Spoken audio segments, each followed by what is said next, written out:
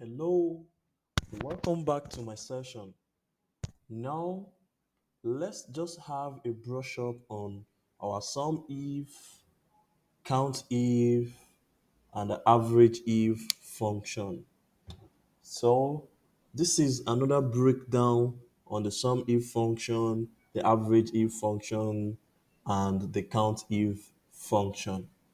So we have been given this data set and we want to find the total salary that is given to a specific department. Now we have several departments in this company.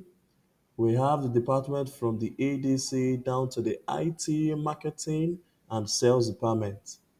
Now your boss just wants you to give him the total salary that you have for a specific department. That's where the sum if function comes in. Now, we already know the moment you input equal to in a cell, it means you want to perform an operation in the cell. Now, equal to the sum if.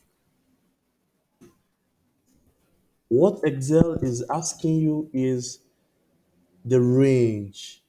You would notice that when you are using the sum if, the average if, the count if, the first thing Excel would ask you is the range of where you want to carry out your operation. Now I have my department as my criteria. So the first thing I will do is I will go to my department. That is the range on your data sheet. Now, this is the range. I have selected the range. The next thing is for me to select the criteria, which my criteria is the department. Now, it has been selected. Now, what is the sum range? So, the sum range is the exact thing I want Excel to sum for me, which is the salary. Which is the salary. When you hit your enter, it has done that for me. Use your fill handle. Your fill handle will do that for you. When we get to the next class where we'll do our number formatting, you will be taken through how you're meant to format your number. That's using the decimal for you to increase your decimal, for you to use a percentage style, you format as a percent, you format as a currency, account number format. We'll do that in our next class. Now, let's do the count if. So this is a count if.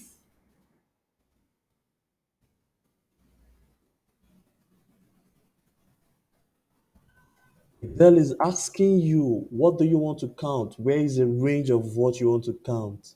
Now, you want to count the number of staffs in ADC department. You want to count the number of staffs in ADC department. So you already know my range is my department.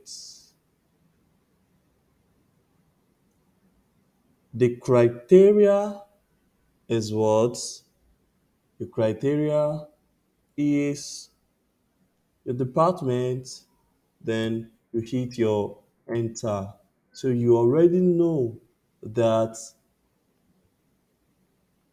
under the ADC department, you have only five number of staffs. So you can just say, okay, what I've been doing, am I actually correct? Then you can then come down and use your filter function, ADC. You'll see we only have five staffs.